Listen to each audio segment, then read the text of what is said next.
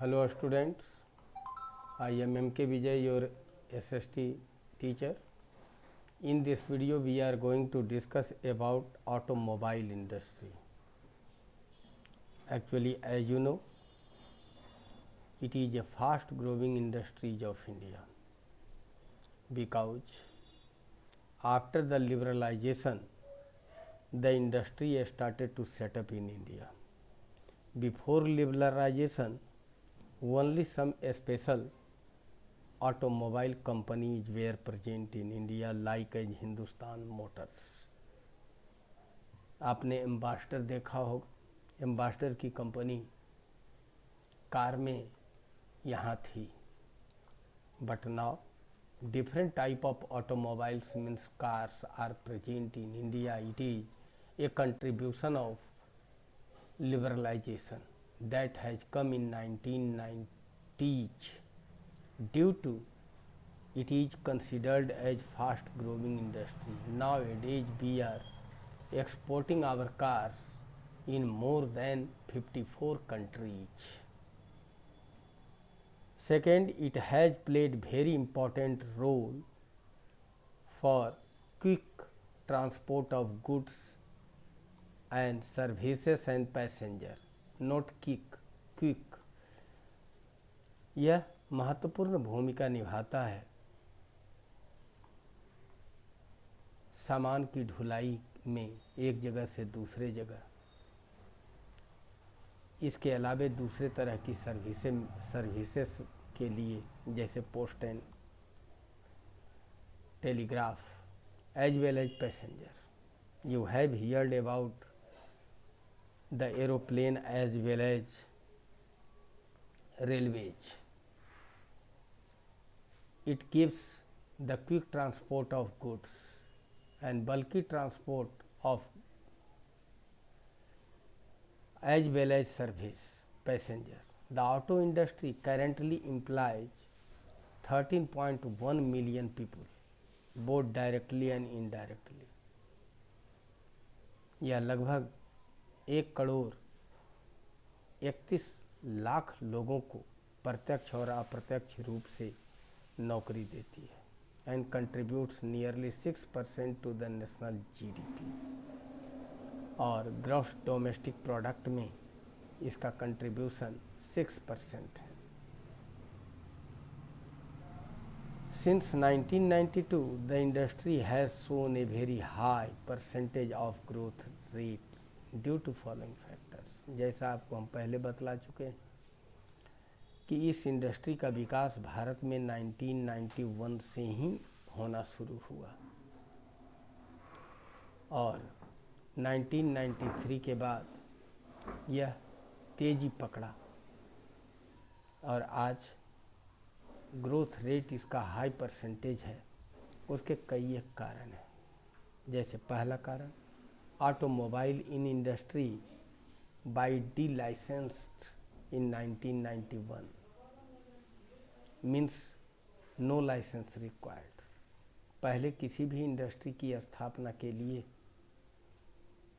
Licence की आवश्यकता होती थी, लेकिन लिबरलाइजेशन के तहत जो 1991 से आया उसमें ऐसे इंडस्ट्री को आकर्षित करने के लिए डी लाइसेंस पॉलिसी अपनाई गई और डी लाइसेंस पॉलिसी के अंतर्गत बगैर कोई विशेष लाइसेंस के ऑटोमोबाइल इंडस्ट्री यहाँ स्थापित किया जा सकता है।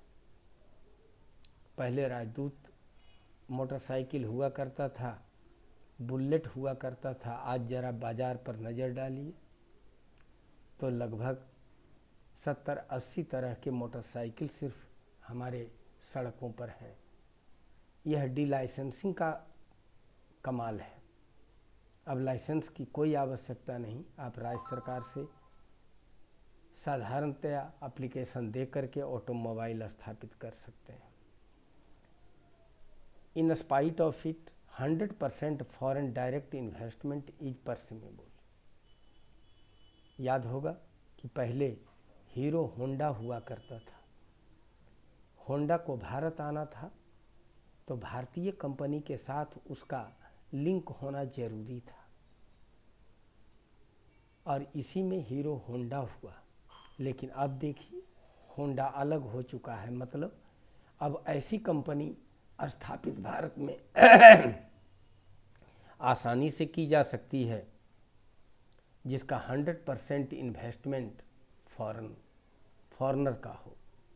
पहले ऐसी बात नहीं थी, पहले भारतीयों का होना जरूरी था, और यही कारण है कि बड़ी बड़ी कंपनियां अब भारत आसानी से आ रही है।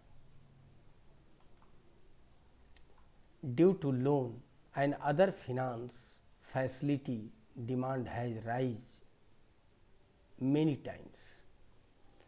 आज लोन की सुविधा भारत सरकार दिए हुए है, दूसरे फिनंशियल फैसिलिटी दिए हुए हैं, जैसे सेज का नाम आपने सुना होगा।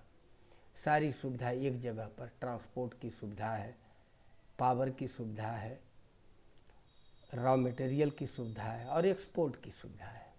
यही कारण है कि इसके डिमांड कई गुना बढ़ चुके हैं। इसके डिमांड कई गुना बढ़ चुके हैं, जैसा बतला चुके हैं कि लगभग 54 देशों में यहाँ से एक्सपोर्ट किया जाता है, तो वह डिमांड बढ़ाने में मदद किया।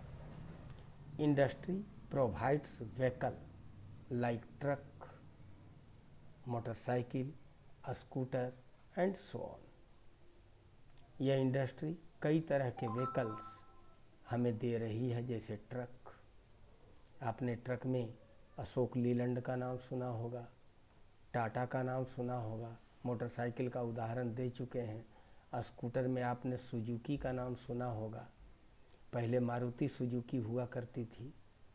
कार के क्षेत्र में अब देखिए सुजुकी अलग होकर के मोटरसाइकिल निकाल रही है। इस तरह से कई एक कंपनियां अब भारत में स्वतंत्र होकर स्थापित होती है, क्योंकि यहाँ सस्ते लेबर हैं और भी कई कारण हैं कि यहाँ इंडस्ट्री का उत्पादन कॉस्ट अपने देश से कम लगता है, इसलिए वो विदेश में उसको ज़्यादा बेच सकती है।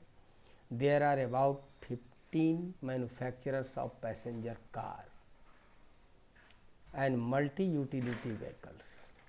यहाँ लगभग 15 बड़ी कंपनियाँ हैं, जिसमें आपने नाम सुना होगा हुंडई, निसान जर्मन की कंपनी है, या फिर फिएट, वॉक्सवैगन। कई एक ऐसी कार है जो पूर्णतः विदेशी कार है। और मल्टी यूटिलिटी व्हीकल्स, जैसे आपने कंबाइन का नाम सुना होगा, हार्वेस्टर का नाम सुना होगा, या जेसीबी का नाम सुना होगा। ये सब मानी जाती है multi utility vehicles. In spite of it 9 commercial vehicles are present, just like different type of lorry. Different type of lorry means big type of vehicles that is not passenger. Just bus is considered as commercial. Truck is also commercial. A lot commercial vehicles are present, and you can watch tanker 1/4 of the 2 and 3 wheelers, और 2 और 3 wheelers का तो कहना ही नहीं है। The industry located around Delhi, Gurgaon, Mumbai, Pune, Chennai, Kolkata, Lucknow, Indore, Hyderabad, Jamshedpur, Bengaluru.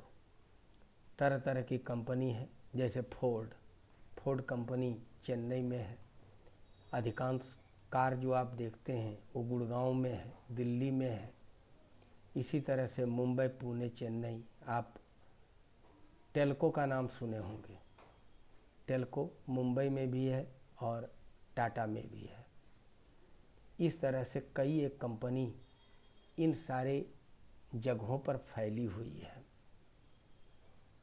In this way, we can say the industry is not only fast growing, but also it gives good contribution in our